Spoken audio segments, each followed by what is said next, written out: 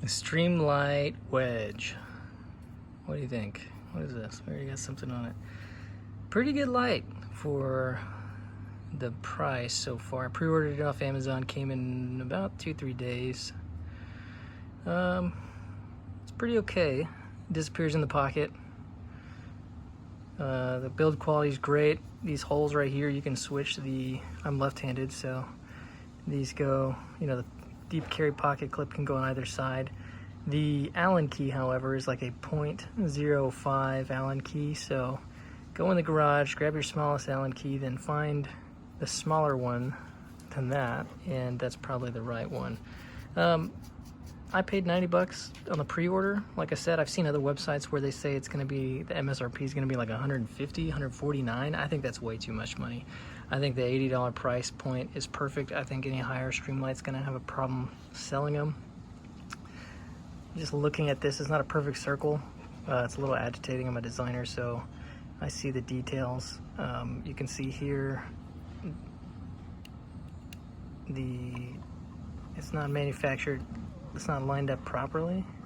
So towards the end, my lines are way off. I think if Streamlight could figure that out, I'm sure they're shipping these hot, quick, and in a hurry to get them to market, make their money back on them. But overall, great light. It's bright right now, but the 300 lumens is perfect, and then the ramp up mode to 1,000 is pretty bright. I don't know why they don't have a 1,000 lumen LED, and then just give you the option to have 300 or 1,000. What this does is there's on, which you can't, and then there's throw mode, so it ramps it up to 1,000 lumens for 35 seconds, I think is what it says in the manual. And so I don't know why, just give me 1,000 LED, 1,000 lumen LED, and let me burn it out at that. I don't really care. One thing to note, the black, what's up, Odin? The black, I picked the black version. It comes in Coyote, but the black version came with a Coyote lanyard. What's up with that? I wanted black, so I had to make my own. I think this should have some sort of silicone rubber cap. It's IPX7 rated. I don't really care. I want the cap. I don't want dirt and stuff in there. For the price point, I think it should come with the cap, the black lanyard, and an Allen key. Because if you don't have the smallest Allen key that fits in that, you're gonna have to go spend 15 bucks to get a set. Another feature I think would be nice if they wanted to get this to the $150 price mark. I think extending this edge up, adding crowns for maybe a glass break would be a nice feature.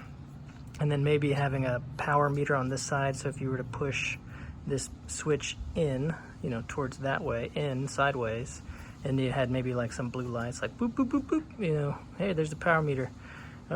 Just a quick diagnostic. I mean, you could even do that. There's a red and green indicator in here. You push it in, maybe it would blink and tell you how many times it, that's how much power you got left. But other than that, it's pretty good. I don't know. I mean, first day, fits in the pocket.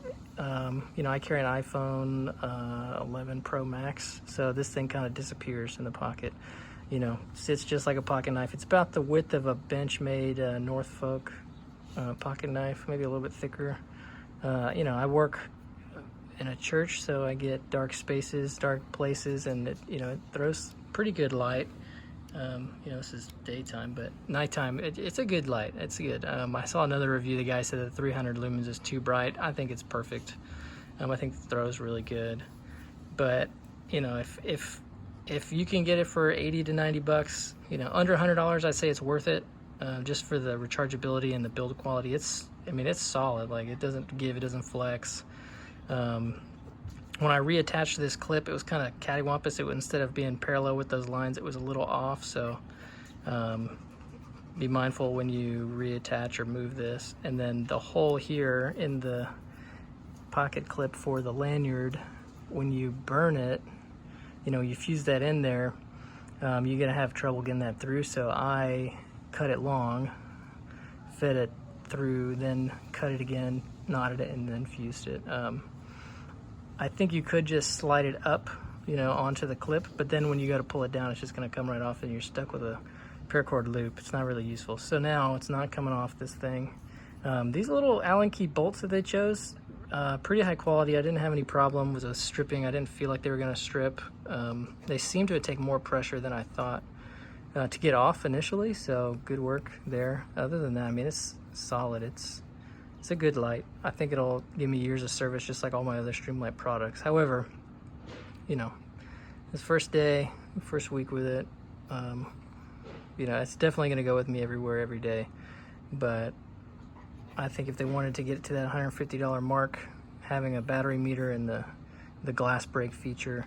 Another side note is, I know a lot of guys like to hit the back and then hold it, you know, tactically under a pistol. Maybe you can't really hold it like this and operate it. You know, gross motor skills in a firefight, you're not going to be able to do that with a pinky. It's hard enough to do it, and I'm just filming, so I could imagine being in a fight. You know, you can really only hold it like that. You know, you can really only hold it forward like this. You can't really, you could turn it on, I guess, and whatever. So thinking about a back switch or rear switch that does the same thing, or, you know, click button, whatever. It's been the standard for years. But other than that, you know, it's a good light.